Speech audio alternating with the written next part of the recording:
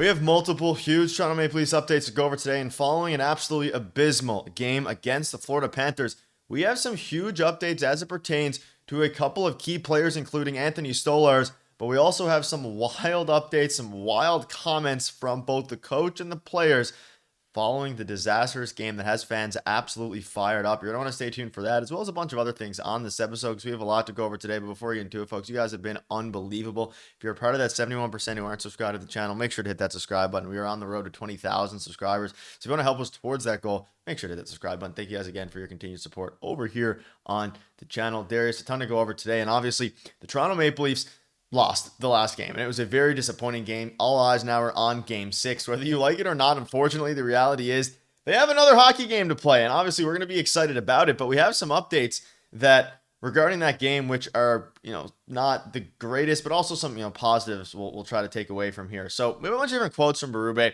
but I want to start with this. Now, the game has been officially following the Oilers doing what we were hoping the Leafs were going to be able to do, and that's take care of business in, timely fashion after going up 3-1, which they did. Which means the Leafs are now scheduled for tomorrow at 8 p.m. Eastern start time. So, hopefully, most of you guys are off on Friday or you can sleep in a little bit. It's going to be a late game on Friday, which is tomorrow at 8 p.m. Eastern.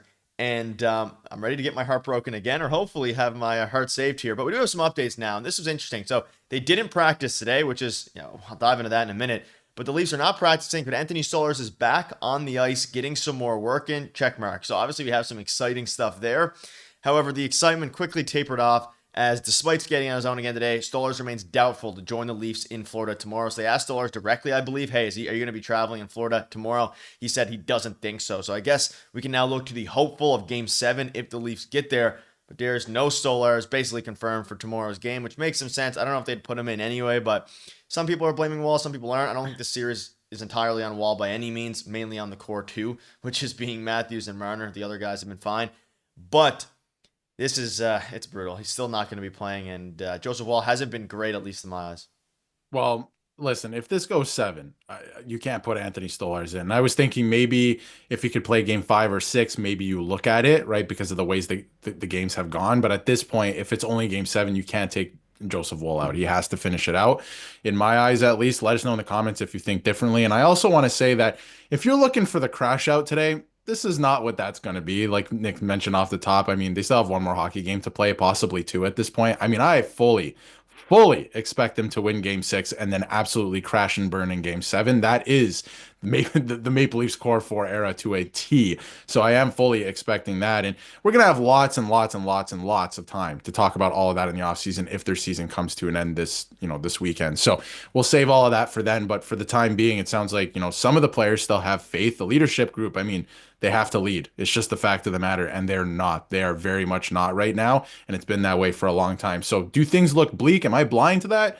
No, they do. They really do, but we have some updates to go through here today, and at the end of the day, I'm still going to watch game 6. I'm still going to hope that they win game 6, and I'm going to hope that if they force a game 7, they're going to win game 7. So they're not done yet. I do want to make some comparisons as well that, the St. Louis Blues, when Craig Berube was still their coach, in the Stanley Cup final, lost game 6. They had an opportunity to win the Stanley Cup on home ice, lost 5-1. Then they had to go on the road to win the Stanley Cup. They had a great performance and closed it out. The Washington Capitals were down 3-2 the year that they won the Stanley Cup in the Eastern Conference final to the Tampa Bay Lightning. It looked like they were down, out, and dead, and they weren't. So they came back and won that as well. So there is still reason to believe, I think, because of that stuff. But when you look at the team, some of the players are not giving you, that much of a reason to believe. So it's going to be interesting, but still, they have another hockey game to play here. Yeah, a couple other updates, a few more updates here, actually. So Morgan Riley spoke out on what the Leafs need to do to respond, competitiveness and execution, and they failed to execute in every manner in yesterday's game, and Berube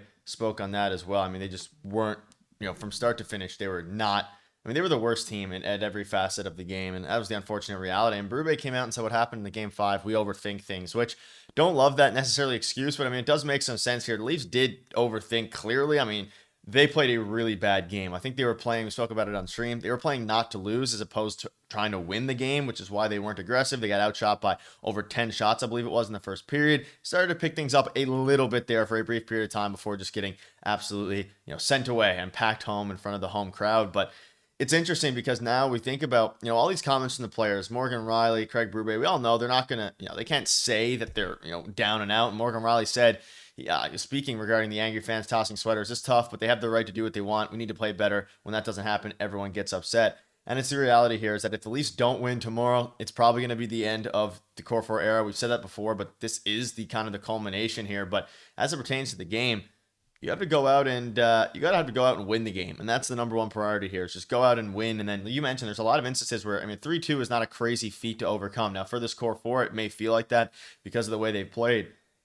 You win one game and then you're a lucky bounce away from moving on in Game 7. That's basically how this could work, and you're at home. So it's going to be wild, but one game at a time here. And obviously the pressure is on the Leafs because of how bad they've been. And Florida won the Cup last year, but just have to take care of business. If they lose 4 straight to the Panthers after going up 2-0, it's maybe it wasn't meant to be, or definitely wasn't meant to be anyways. They haven't lost 4 straight all year, right? So it can still definitely happen. But again, like you said, and like we've all been talking about, it looks bleak. This core group has never been able to do this, right? So why is there any reason to believe that they will, right? Like this is the whole thing about outside of the fan base. And, you hear all these people talking about, wow, look at the Leaf fans, they're leaving the game. This team gives you nothing to cheer about. They give you nothing to be loud about. Of course, that building was quiet last night. Why would you be on your feet cheering? They were out of the game from the very first minute. From the moment that puck dropped, they were out of the game. So they have to simplify their game, like Berube's talking about. Some of this will fall on Berube too if they have another stinker Game 6, right? Because why wasn't the team prepared, or at least most of the team prepared? Because we know what the top guys do. But a guy like William Nylander to me stood out last night, where he was still getting scoring chances, and it looks like he actually cares about winning, and not just cares about winning. Nylander strikes me as the type of guy that hates to lose. And I can't say that for almost the rest of the team, or at very least the rest of the core 4. So they have to simplify their game. They have to compete. That's what it is. They overcomplicate things all the time. That's why Timothy Liljegren was traded earlier this season, because he's a guy that overcomplicates everything. So they have to get back to simplifying their game. We'll see if Berube will have them ready to go. But a lot of this, at the end of the day, how many GMs have we gone through? How many coaches have we gone through? This falls on the same core group of players to get this done, because that's what happens. Good players make it happen. And Florida won 6-1 yesterday, and like their entire fourth line scored. This is not like Barkov and Chuck carrying this team. You can beat this team if your core guys step up to the plate. Yeah, and obviously the first line did shut down the Leafs line yesterday, and it's the unfortunate reality. And Berube spoke out about on line changes surrounding Max Domi.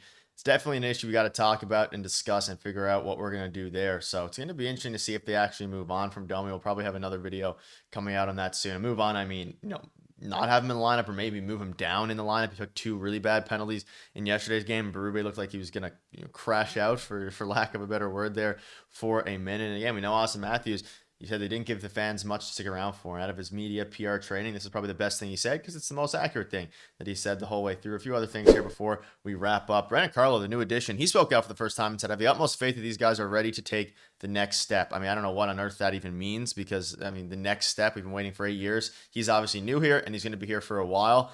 I guess, yeah, Mitch Marner and Matthews are going to take the next step soon.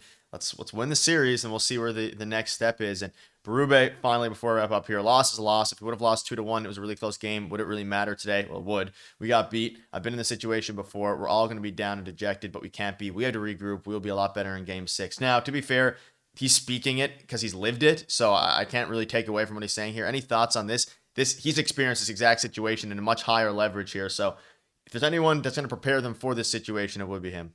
It would be him. And I think if you look at this quote and everything that is, all of this is boiling down to, I think there is reason this weekend to be excited if you're a Leafs fan, because either they lose Game 6 and things finally change, or they show us for once, for the first time ever in this core 4 era, whatever we want to call it, that they are actually different. So it's going to go one of 2 ways. Finally, we will get change, or finally, they've overcome all of this and they are actually different. So they have one last opportunity here. And do I think they're going to do it?